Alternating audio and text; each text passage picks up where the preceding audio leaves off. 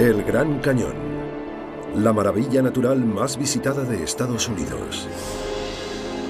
No obstante, esconde rincones en los que ningún humano puso jamás el pie. Una tierra de misterios insondables. La Tierra custodia pruebas que debemos ir desvelando para entender la evolución del sistema. Acompáñennos en un recorrido fluvial épico que nos descubrirá el cañón que no conocemos. Desde sus majestuosas alturas hasta sus secretos más profundos. La naturaleza más salvaje del Gran Cañón.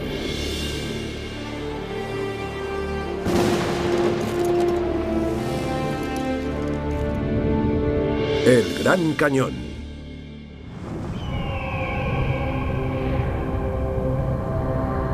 La gran maravilla más imponente de Estados Unidos. Nunca un lugar recibió un nombre tan adecuado. El Gran Cañón.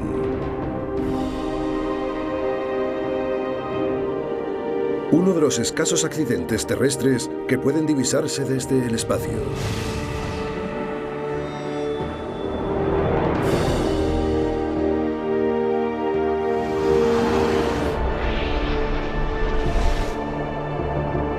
Lo suficientemente grande, de un extremo a otro, como para albergar 10 montes Everest.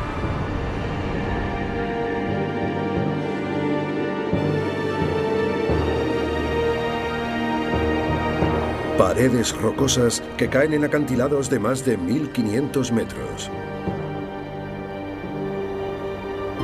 Casi 5 millones de visitantes al año se asoman al borde de un abismo de 1000 millones de veces su propio tamaño. Unas vistas sobrecogedoras, pero ocultos al ojo humano yacen los secretos y misterios del cañón. Solo pueden contemplarse descendiendo a las profundidades de este inmenso lugar. Hasta el río Colorado. La fuerza que originó todo.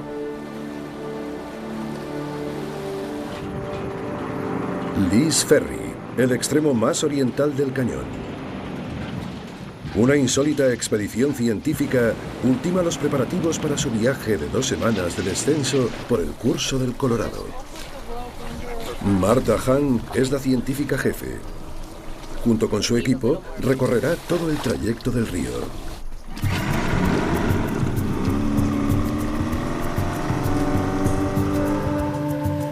Es el único modo de acceder a los secretos mejor guardados del cañón. En el Gran Cañón hay lugares tan recónditos e inaccesibles como islas en el cielo. Martha se encontrará más adelante con el resto del equipo que envió de avanzadilla. El grupo ya está trabajando en lugares estratégicos del río Colorado. Cada uno tiene su misión. Cada uno tiene un enigma científico que resolver. Entre ellos, el más inescrutable de todos, encomendado al geólogo Carl Bowman. Observar el historial geológico en un lugar como el Gran Cañón es como contemplar las estrellas. Son formidables los lentos procesos que van operando en el relieve a lo largo de períodos increíblemente extensos en el tiempo. Los procesos que dieron forma al cañón siguen maravillando a los científicos. Un río que debía transcurrir en otra dirección. Capas de rocas de edades muy dispares, asentadas unas encima de otras. ¿Podremos resolver alguna vez estos misterios?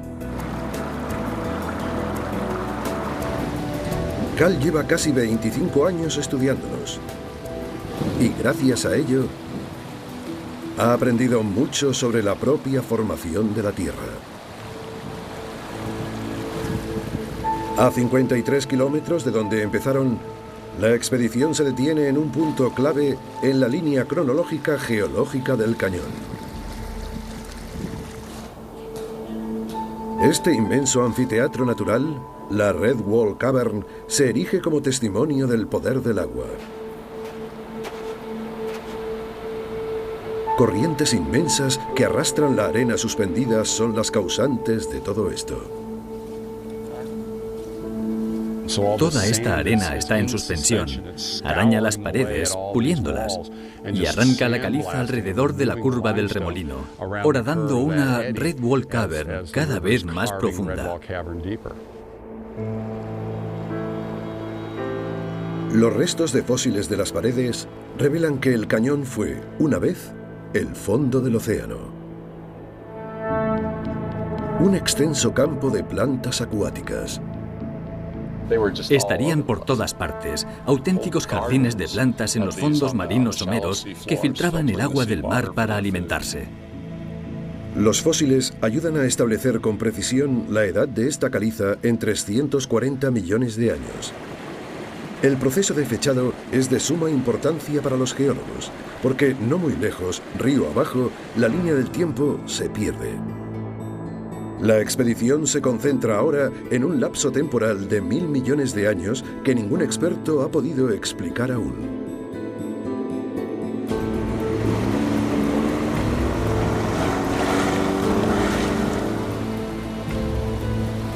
Un dato que los científicos asumen como cierto es que el cañón no es el resultado de la erosión gradual, sino de cataclismos acuáticos que siguen sucediendo. Y prueba de ello son los famosos rápidos del cañón.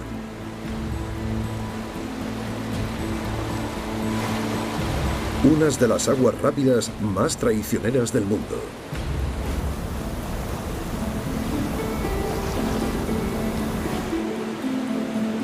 ¿A qué se enfrenta exactamente la expedición en este momento?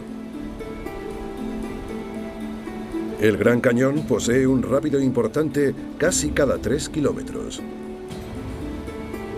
El modo por el que se llega a ellos es también testimonio de la propia creación del cañón. La lluvia en el desierto de Arizona llega en forma de intensas y cortas tormentas.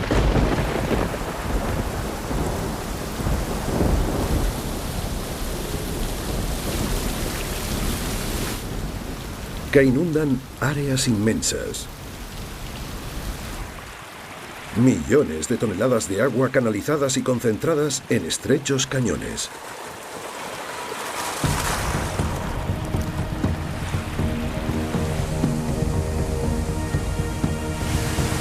Que vienen a desembocar al Gran Cañón. Toda esa agua acaba vertiéndose en el cauce principal del Colorado, a modo de inmensas inundaciones repentinas. Con fuerza suficiente para arrastrar peñascos gigantes capaces de crear rápidos.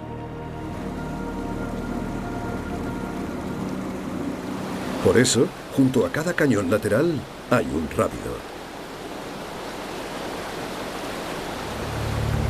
Las inundaciones repentinas también contribuyeron a la formación del Gran Cañón en sí mismo. Antes de que el hombre se interpusiera en su camino. La presa Glen Canyon, 24 kilómetros aguas arriba del Gran Cañón, fue construida en los años 60 para producir electricidad. Esta estructura artificial de apenas 40 años de antigüedad ha congelado el viejo cañón en el tiempo, reduciendo drásticamente el caudal del Colorado y su capacidad para seguir erosionando la roca. El cañón nunca será más profundo. Sus rápidos, sin embargo, siguen acusando el efecto de las inundaciones repentinas a través de los cañones laterales.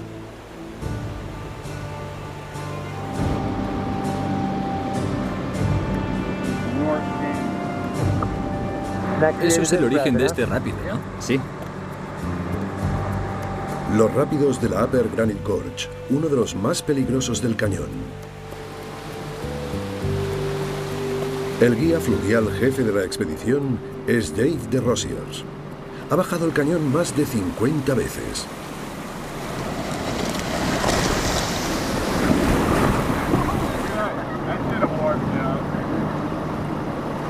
pero este tramo siempre es complicado. Aquí el río Colorado desciende 9 metros en un espacio de 275 metros. Es un rápido minado de peñas que llegaron hasta aquí arrastradas por alguna inundación repentina.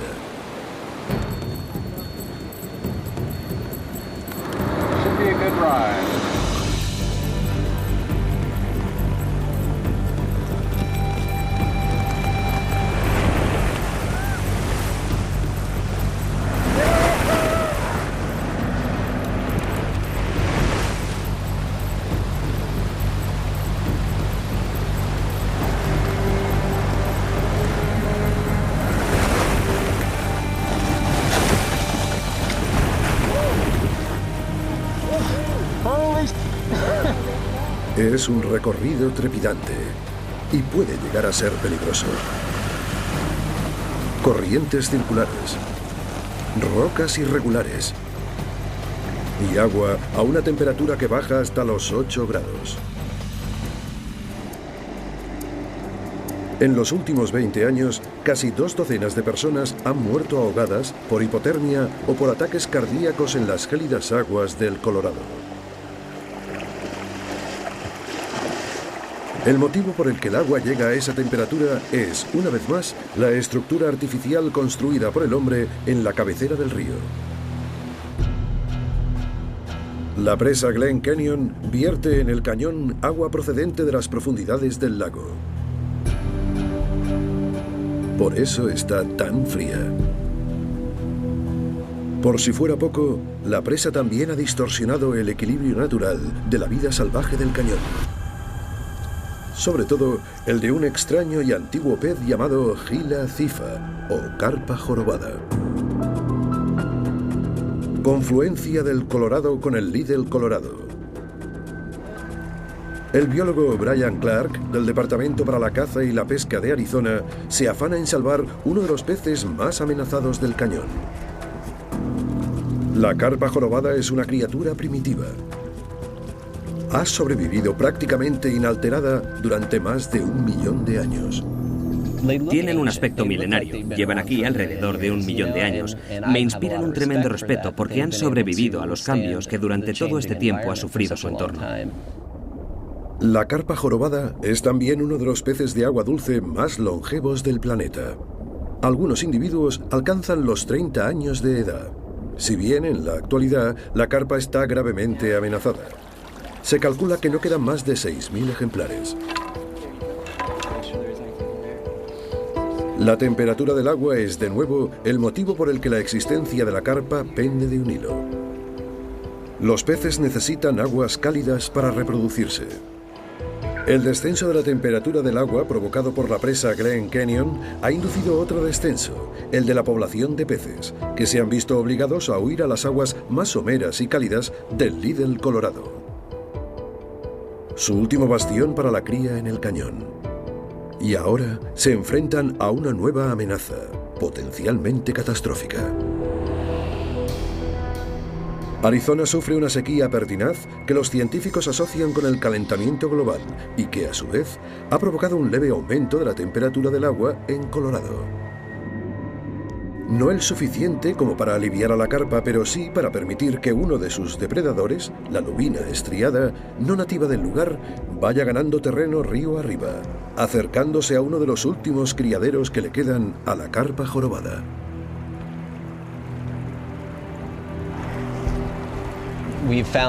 Hemos registrado su avance, tramo a tramo, corriente arriba.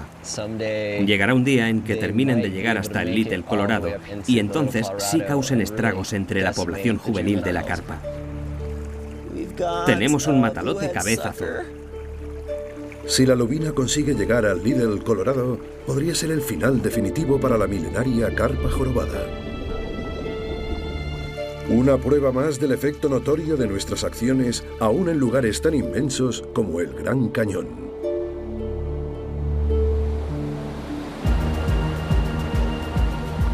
De vuelta en la garganta Upper Granite, el segundo bote de la expedición está a punto de atravesar los rápidos, con la científica jefa Martha Hahn a bordo.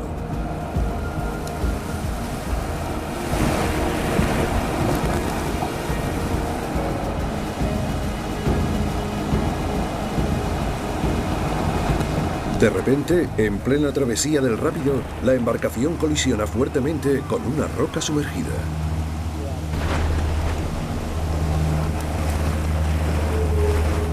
El motor se estropea,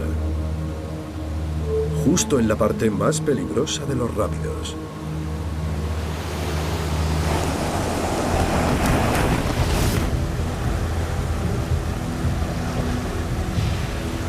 El bote de la expedición se ha vuelto ingobernable después del choque contra la roca. La tripulación se afana en volver a arrancar el motor.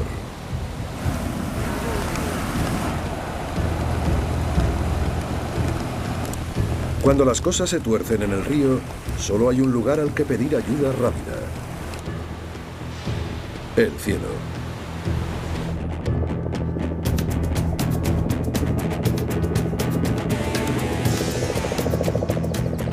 El servicio de helicópteros del Parque Nacional del Gran Cañón y el equipo de rescate permanecen a la espera por si hubiera una nueva emergencia.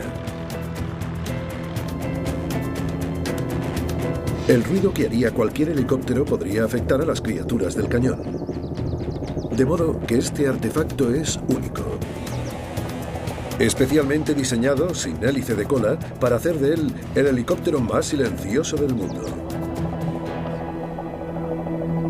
Abajo en el río, la urgencia apremia.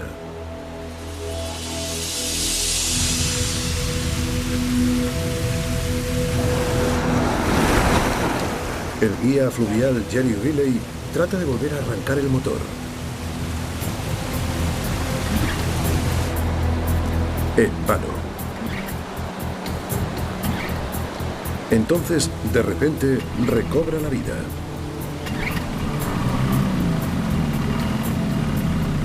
De haberse tratado de una tripulación inexperta, las consecuencias podrían haber sido mucho más graves. El golpe contra las rocas ha hecho que se pare el motor. La pena es que hemos perdido el control y nos hemos desviado hacia uno de los agujeros más grandes de los lados. Pero menos mal que nos ha escupido.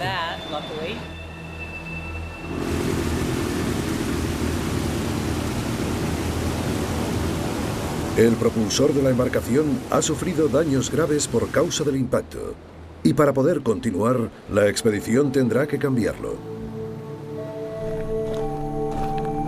Aunque han llegado lo suficientemente lejos como para que Carl Bowman pueda indagar en una de las cuestiones principales que plantea el Gran Cañón: ¿por qué el río Colorado no fluye en otra dirección? Durante casi 150 años, los geólogos supusieron sencillamente que el río Colorado había excavado el cañón con su fluir, abriéndose camino a través de las rocas. El problema es que no hay apenas una posibilidad de que sucediera de ese modo. Lo que ocurrió hace unos 5 millones de años en torno al kilómetro 112 del río es geológicamente imposible. El antiguo río Colorado fluía de norte a sur. La lógica dice que así debería haber seguido. En cambio, a la altura del kilómetro 105, más o menos, ocurrió una cosa. En un tramo de apenas 7 kilómetros, el río gira de repente a la derecha, lo cual lo encamina directamente hacia una barrera montañosa de 600 metros de altura. Y más allá. ¿Por qué lo hizo? ¿Y cómo la atravesó? Actualmente se barajan muchas teorías, pero no sabemos por qué. Es un misterio geológico que tratamos de resolver. Una explicación podría ser que el río Colorado fluyera originalmente en la dirección opuesta a la actual y que un cataclismo geológico provocara la inversión del curso. Otra teoría es que todo el cañón fuese el resultado de la emergencia de un megalago que empujara agua en cantidad y fuerza suficientes para atravesar la pared de roca. Los geólogos llevan 150 años estudiando el cañón y en ese tiempo han acumulado muchísimos conocimientos, pero siguen existiendo grandes incógnitas en torno a la historia del Gran Cañón y del río Colorado. Los primeros humanos que habitaron el Gran Cañón albergan creencias diversas respecto a su formación. Octavius Seutewa, de la tribu nativa americana de los Zuni, es un miembro imprescindible de la expedición. Nuestro pueblo procede del cuarto mundo subterráneo. No podían ver. El Ser Supremo quería que las personas subieran a la superficie y vieran la luz del sol. Así, les enseñó el modo para evolucionar y adoptar forma humana. Cuando emergieron, al principio, tenían manos palmeadas y cola, más parecidos a los lagartos. Octavius ayudará a la expedición a contestar algunas preguntas arqueológicas clave. ¿Acaso los primeros habitantes humanos del Gran Cañón estaban mucho más desarrollados y eran más numerosos de lo que nos imaginamos? ¿Había asentamientos permanentes en el cañón? Estamos trabajando con los servicios del parque. Hemos bajado hasta aquí para ayudar a los arqueólogos a identificar y a obtener más información sobre los asentamientos. La expedición arqueológica ha varado sus embarcaciones un poco más adelante, río abajo. Ahora están excavando en busca de indicios de los primeros nativos americanos que vivieron aquí. ¿Cuántos eran? ¿Cómo subsistían en este lugar tan salvaje y en apariencia inhóspito? 11 tribus nativas americanas, incluida la tribu Zuni de Octavius, vivieron en el cañón. Pero ¿durante cuánto tiempo? ¿Fue un lugar de paso o el punto donde establecieron su residencia permanente? Es como nuestra madre, el vientre del que procedemos, del que procede mi pueblo. Como soy el chamán del pueblo, he sido designado para ser el que baje al cañón. Como chamán de la tribu Zuni, Octavius Seutewa ha sido instruido en los conocimientos de la historia oral de su pueblo. Esta sabiduría ancestral le permite interpretar los símbolos que dejaron sus antepasados. La historia oral Zuni sirve de guía a los presentes arqueólogos para descubrir cómo vivieron y sobrevivieron los antiguos pueblos del cañón. El clima variaba de un año a otro. Había épocas de sequía y épocas de lluvias, pero siempre lograban encontrar un rincón en el que sobrevivir.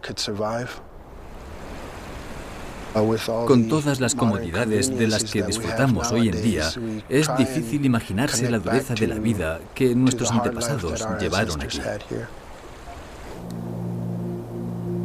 Como parte del recorrido con la expedición principal, Octavius visita conocidos yacimientos arqueológicos junto a la científica jefe Martha Hahn.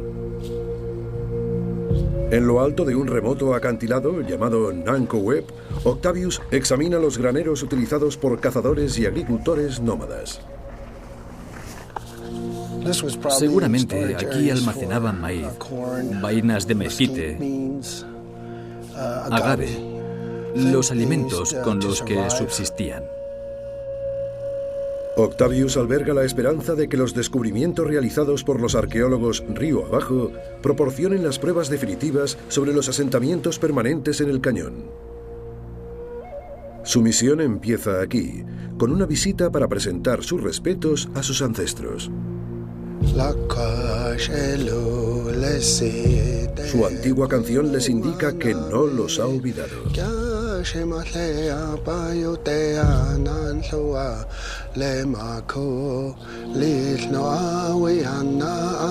El pueblo de Octavius dejó el cañón hace cientos de años. Ahora, él ha vuelto para preservar su memoria.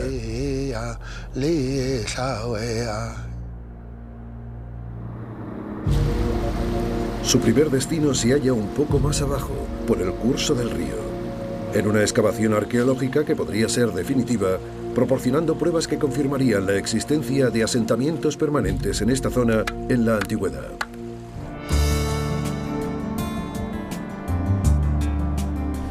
El equipo de la expedición excava en Palisades Creek, en la orilla oriental del Colorado. Durante 40 años ha sido uno de los principales yacimientos arqueológicos del Gran Cañón. La arqueóloga del parque, Lisa Leap, y su equipo buscan indicios que confirmen la presencia de una comunidad humana que viviera aquí todo el año. Tenemos 6 yacimientos arqueológicos a lo largo de esta línea de mezquites, por allí y por allí. La pregunta arqueológica clave que podría desvelar si esto era un asentamiento permanente podría contestarla un magnífico descubrimiento, una inmensa cámara subterránea. Lisa cree que podría tratarse de una kiva, un espacio empleado por antiguos y modernos nativos americanos para oficiar ceremonias rituales. Solo una comunidad permanente tendría una kiva.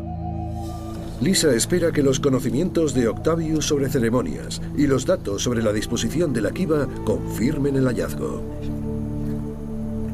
No hay palabras para describir lo afortunados que somos por poder trabajar codo con las tribus que, por otro lado, se muestran muy dispuestas a ayudarnos. Les decimos lo que vamos encontrando y ellos nos explican qué usos o funciones tenía cada hallazgo. Formamos un equipo estupendo. Existen otras pistas que también sugieren que hubo asentamientos en el cañón, pistas escondidas en la naturaleza viva. A todo arqueólogo le encantaría disponer de una máquina del tiempo para poder viajar al pasado y ver realmente cómo era todo hace 1000 o 2000 años. La arqueóloga jefe, Jan Balsom, explora un oculto cañón lateral llamado Deer Creek. Los botánicos del parque le han hablado de un extraño cultivo de plantas no nativas que crecen justo al otro lado de este cañón lateral. Balsom pasa junto a huellas de manos pintadas hace alrededor de 1000 años, perfectamente conservadas gracias al clima del desierto. Es la prueba de que los humanos pasaron por aquí, pero no de que el asentamiento fuera permanente. Justo al otro lado del cañón, Jan encuentra la evidencia que andaba buscando. Una especie no nativa de cactus llamado ágave, cultivado por los nativos americanos que lo utilizaban como alimento.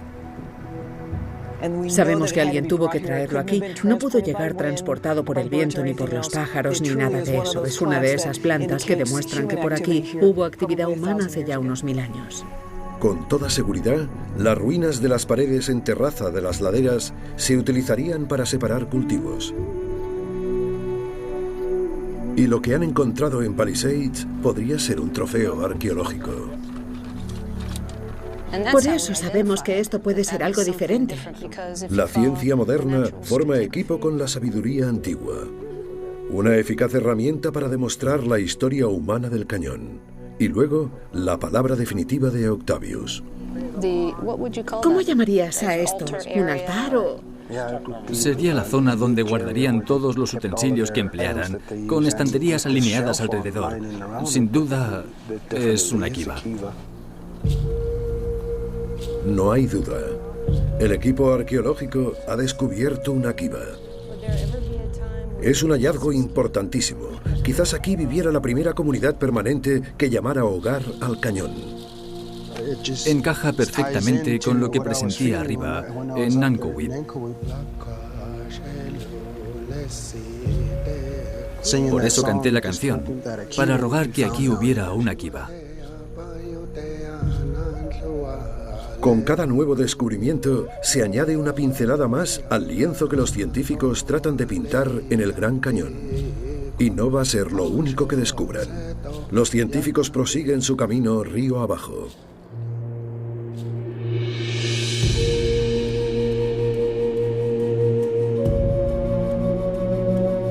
El Gran Cañón se antoja en apariencia un lugar inhóspito.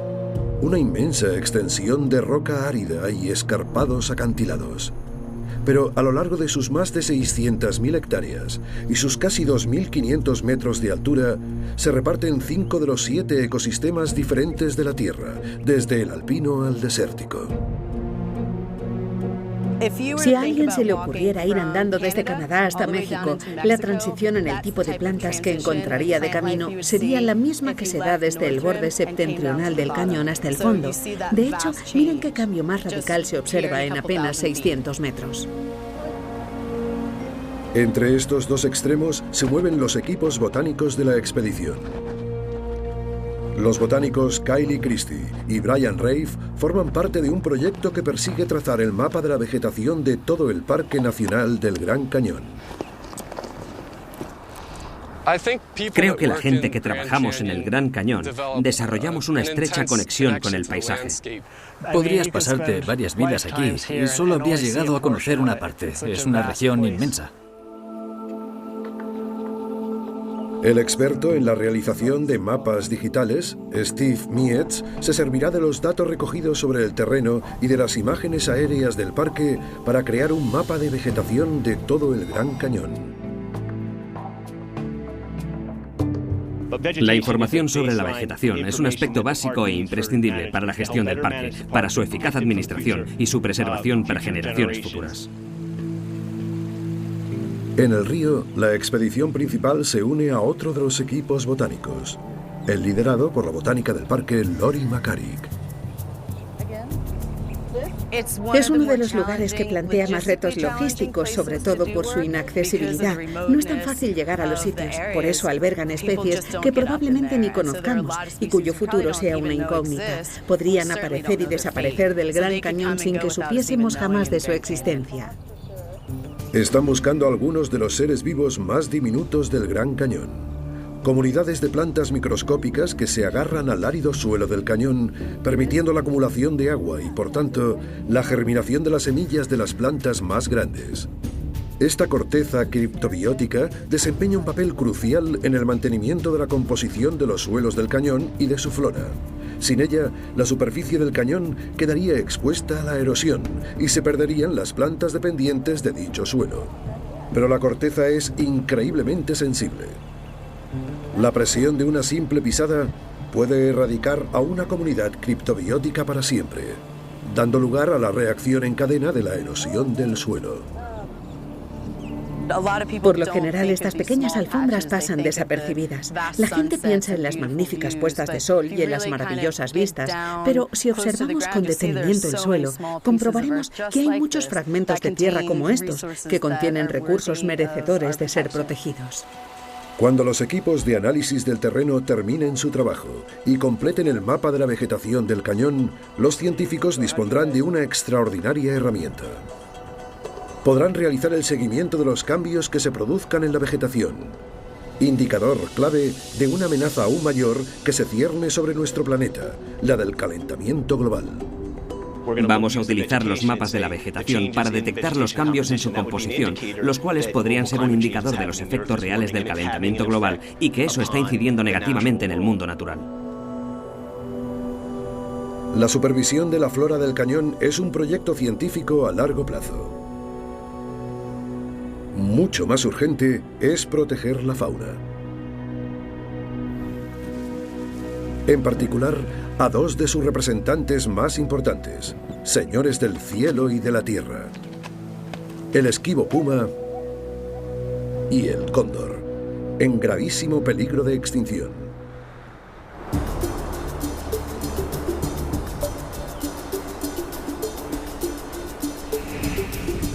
Hoy, el equipo de biólogos de la fauna salvaje del parque sigue a un puma en su recorrido por una zona próxima al cañón.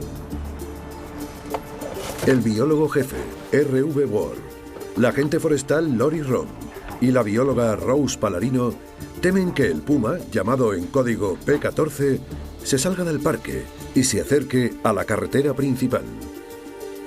Está muy cerca, en esa dirección hacia el este.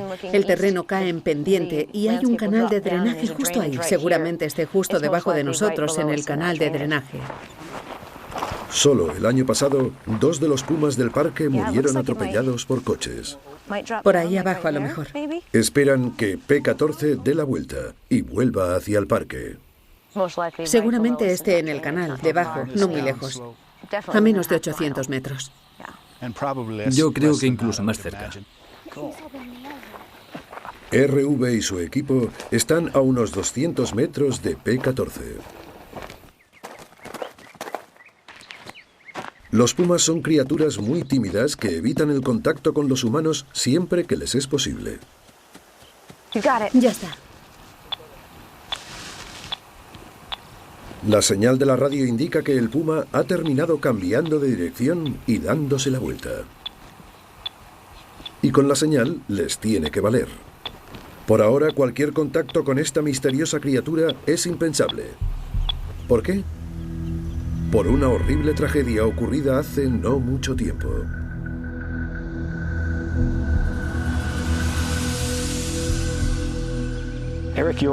Eric York era el biólogo de mi equipo para los animales carnívoros salvajes, uno de los mejores biólogos con los que he trabajado nunca. Era amigo mío. Finales de octubre de 2007. Eric York recibe una señal de defunción emitida por el radio collar de una hembra de puma llamada P13. Eric siguió el rastro del animal y encontró a P13 muerta y quiso saber qué la había matado.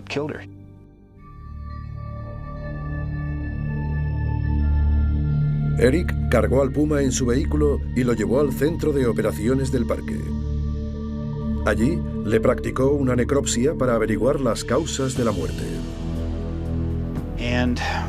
Al abrirla, sin que él lo esperase, recibió una nube tóxica de peste neumónica. La peste neumónica es la forma más virulenta de peste bubónica. En la época medieval se la conocía como la peste negra y mató a 1/3 de la población total de Europa. Lo que poca gente sabe es que la peste bubónica es endémica del Gran Cañón y de gran parte del sudoeste de Estados Unidos. Se transmite por las pulgas de los roedores que viven en el río Colorado. Una cadena de increíbles coincidencias permitió que la bacteria se transmitiera de una pulga o de un roedor al puma P13 y de él a Eric York. Murió el 2 de noviembre de 2007.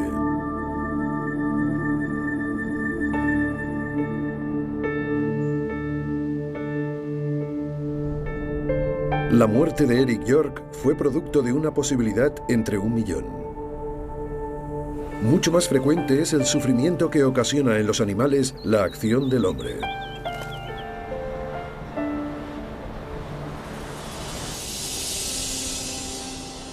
Incluso aquellos que pasan la mayoría del tiempo planeando gracias a las corrientes aéreas, sobrevolando el cañón.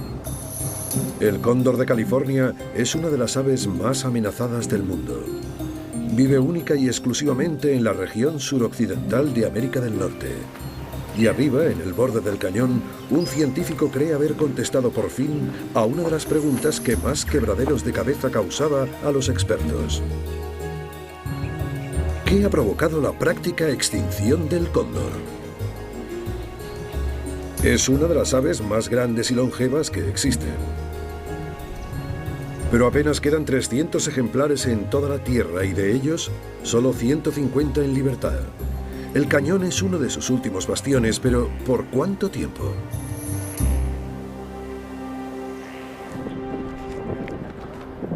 Durante más de 10 años, científicos de la organización privada Peregrine Fund han estado criando cóndores de California para liberarlos más tarde en el Gran Cañón, en un intento desesperado por salvar la especie. La población más baja de todos los tiempos en California, y por ende, en el mundo, ha sido de 22 ejemplares.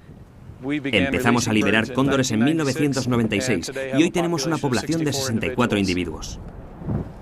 El biólogo Chris Parrish lidera un equipo que supervisa constantemente los cóndores del cañón. Tratan de resolver un problema. Los cóndores siguen muriendo misteriosamente y siguen en grave peligro de extinción. Ayúdame a sujetarle las garras. Mediante constantes análisis de sangre realizados en los últimos 8 años, Chris ha determinado que la causa de muerte más común del cóndor es la intoxicación por plomo. Pero, ¿de dónde procede ese plomo? La fuente era una incógnita, pero los síntomas inconfundibles. El sistema digestivo se les paraliza. Ellos siguen comiendo porque, claro, hambre tienen, pero el intestino no les funciona. Normalmente mueren de infección secundaria como resultado de la acumulación de carne podrida en el sistema digestivo, que se les paraliza completamente. La mayoría de los cóndores morían después de la temporada de caza en las zonas que bordeaban el Gran Cañón.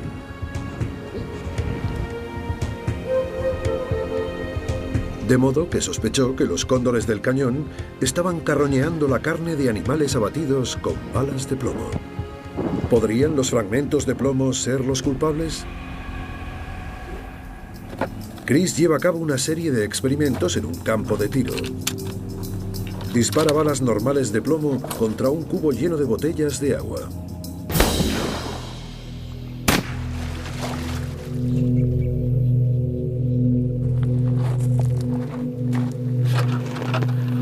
Se ve inmediatamente lo que sucede. Se ve aquí y aquí. Hay fragmentos en la propia tabla. Así que en un intestino puede haber entre 500 y 700 fragmentos. Esto es basura y se queda en el campo. Chris descubrió que por minuciosos que sean los cazadores limpiando las presas, siempre quedan fragmentos diminutos de plomo. Suficiente para envenenar y matar a los cóndores.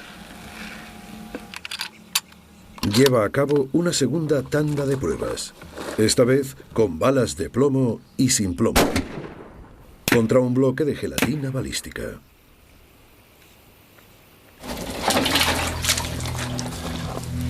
Aquí vemos dos trayectorias. La de la derecha es la de la bala de plomo. Observen los fragmentos. Y la de la izquierda, la de la bala sin plomo, que atraviesa limpiamente el bloque. La bala de plomo deja un rastro de cientos de fragmentos desperdigados por el gel balístico, mientras que la libre de plomo permanece intacta. Es decir, fácil de retirar de cualquier trofeo e inocua para los cóndores. Ahora le toca a Chris convencer a los cazadores para que utilicen munición libre de plomo. Nuestra iniciativa ha tenido mucho éxito entre los cazadores. Han acogido muy bien la propuesta y se observa un aumento en el uso de munición sin plomo que no se fragmenta. El caso del cóndor demuestra lo inconscientes que somos a veces los humanos y de los devastadores resultados que puede acarrear la más mínima de nuestras interacciones con la naturaleza. Tenemos la oportunidad de esforzarnos, gracias a la ciencia y a la investigación, para evitar que se sigan perdiendo especies por la única causa de nuestra ignorancia. Pero tan pronto se resuelve un problema, surge otro. En el centro de supervisión, Chris y su equipo detectan de repente algo raro en el saliente de más abajo. No me da buena espina. Un cóndor ha muerto.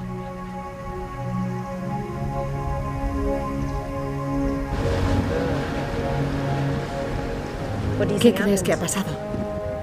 No lo sé, la última vez fue el plomo. Es una pérdida irreparable. Tienen que averiguar la causa.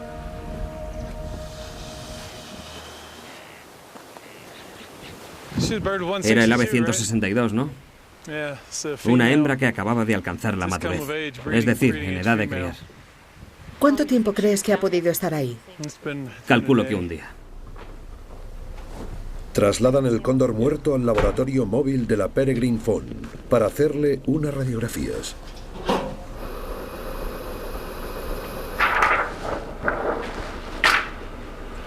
Oh, no.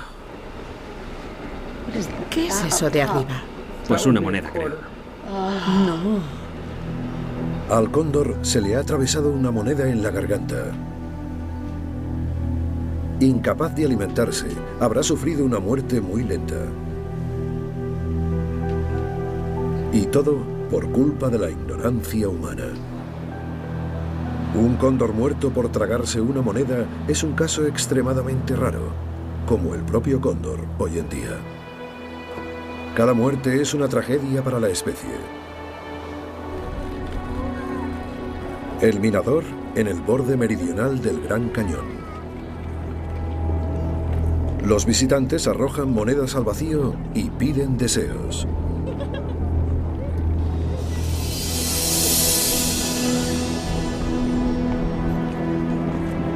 Es una triste demostración del poder del ser humano para ejercer impacto en un lugar, incluso si es tan inmenso como el Gran Cañón.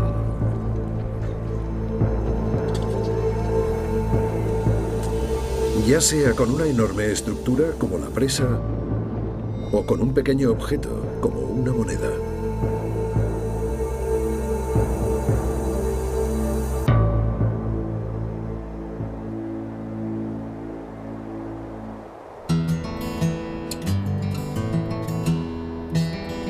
La expedición principal se encuentra en lo más profundo del cañón.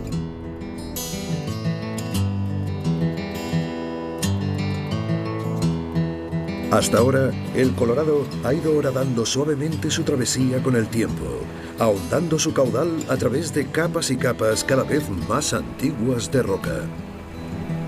Pero, de repente, nos encontramos con un lapso en el registro temporal de 1.000 millones de años. Este es uno de los grandes misterios geológicos planteados por el Gran Cañón. Esta roca tiene unos 1.700 millones de años. Sí, 1.700 más o menos. Y de repente aparece esta con solo 525 millones de años. Esta línea de aquí marca el intervalo de 1.000 millones de años de historia terrestre que se ha borrado de esta parte del cañón. El vacío temporal que separa estas dos rocas es lo que llamamos la Gran Discordancia. La Gran Discordancia es un misterio geológico de dimensión planetaria. Pero en ningún sitio la evidencia es tan palmaria como en el Gran Cañón. Por todo el globo se da este vacío temporal de 1.000 millones de años en el historial geológico. Un vacío que representa el 25% de la historia íntegra de la Tierra. En esos 1.000 millones de años se formaron los continentes. Surgieron y desaparecieron cadenas montañosas. Se llenaron y vaciaron océanos. Se produjeron erupciones volcánicas masivas. Pero no queda ni rastro de todo aquello. Sin embargo, durante esos 1.000 millones de años se creó la Tierra tal y como hoy la conocemos. Los científicos solo pueden suponer cómo durante esos 1.000 millones de años evolucionó la vida a partir de bacterias primitivas hasta crear organismos complejos.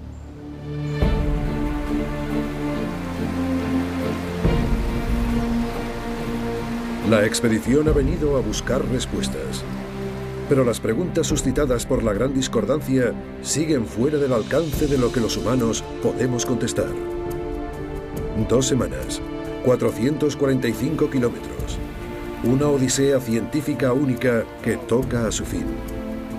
Las embarcaciones deben superar ahora los rápidos más violentos del cañón, Lava Falls. Un último y trepidante tramo para recordar a los científicos el poder natural que generó este lugar.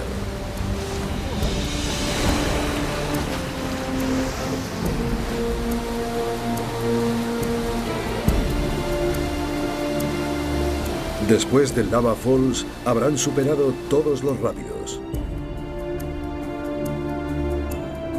Las enormes paredes se van retirando. Los páramos del gran desierto de Arizona vuelven a invadir el paisaje. Ha sido una travesía épica a lo largo de uno de los accidentes más enigmáticos y sorprendentes del planeta. Es mucho lo que han aprendido. Cómo se asentaron y sobrevivieron los primeros habitantes de este lugar salvaje. El papel vital que los humanos desempeñamos en el entorno natural del cañón. Cómo las plantas pueden advertirnos sobre los peligros inminentes del clima. Sin embargo, el cañón sigue guardando para sí algunos de sus más ocultos secretos, y quizá lo haga para siempre. Custodiado por antiguas rocas,